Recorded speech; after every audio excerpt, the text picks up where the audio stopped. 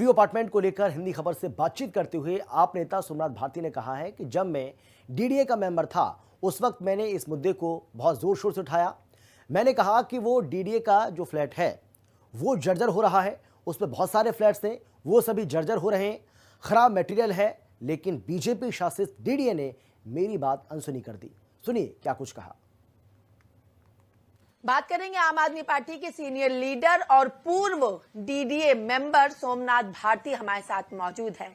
Sir, Mukherjee Nagar का DDA का flat लगातार चर्चा में बना हुआ है, क्योंकि जानकारी के अनुसार 2010 में वो बना, 2012 तक लोग वहां पे शिफ्ट हुए। साल डेढ़ साल के अंदर ये हालत गंभीर हो गई।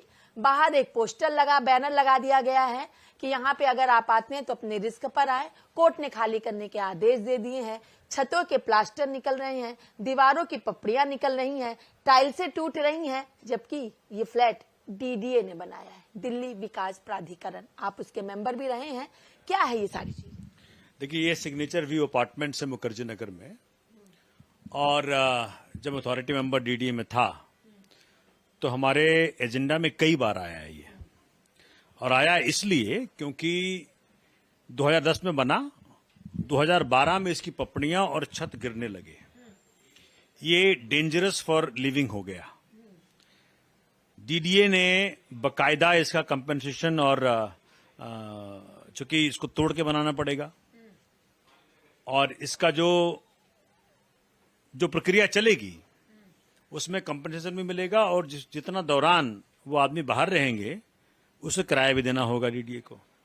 मैंने कई बार ये सवाल उठाया कि 2010 में बना फ्लैट अगर ये रहने के लिए डेंजरस बन रहा है तो क्या कारण है? जांच क्यों नहीं हो रही? सीबीआई क्यों नहीं जांच कर रही?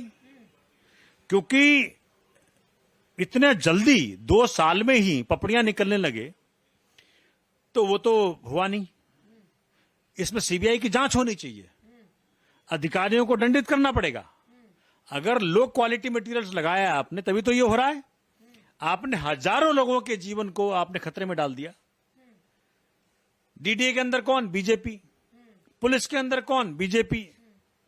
तो ये जो बीजेपी शासित डीडीए के अंदर, जहां बीजेपी पिछले 12 साल से है, जब से माननीय प्रधानमंत्री मोदी जी बने हैं, क्योंकि वो केंद्र का सब्जेक्ट मैटर है। ये मैं अथॉरिटी मेंबर था from the side of the Delhi assembly. तो ये तो हम कई बार संज्ञान में ला चुके हैं, लेकिन कोई जांच नहीं हो रही। ये बिल्कुल अंधा कानून है, अंधा सिस्टम हो गया है। लेकिन सोमनाथ जी, आदमी गिरे मरे, कोई बचे ना बचे, फर्क नहीं पड़ता। ये लोग कोर्ट, मेरे ख्याल 12 अक्टूबर को उनका डेडलाइन था। बिजली और पानी काट दिया गया है। बिजली पानी नहीं है उनके घरों में। कई लोगों को अभी भी जगह नहीं मिली है रहने की, वो अभी भी अपने लिए घर ढूंढ रहे हैं। कई तो ऐसे हैं जो अपना सामान पैक किए हैं लेकिन होटल में जाकर के रह रहे हैं।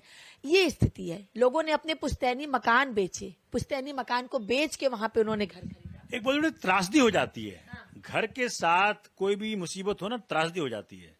क्योंकि एक मिडिल क्लास के लिए एक घर बहुत बड़ी चीज है।